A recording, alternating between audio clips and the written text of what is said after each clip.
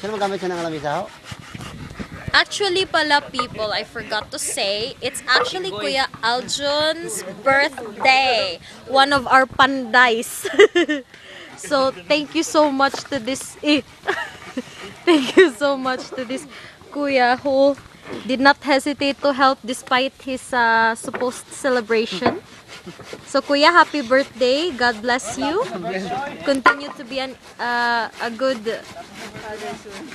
soon to be father pala to, ladies and gentlemen. Kasi yun. Wala, ay abaw. Nagtingog. Go, ay!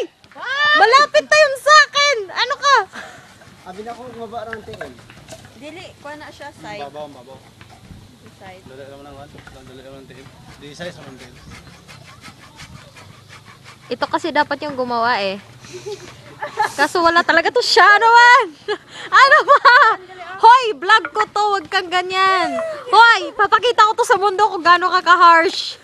Kasi nagkatong nakaamo madali. Hoy! Ikaw bala, Arnel? Arnel Yaeso, Aljun Yaeso, Joseph Yaeso. Joke lang. Wala siya di mo sir. Bagan man ako na ron. Oh, subukan mo. Parang hindi din naman ako babalos. Babalos. Ano yun? Bagong word. Payagan.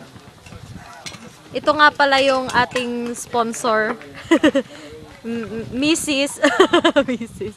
Soon to be Mrs. Joke lang. Razel Amariliado.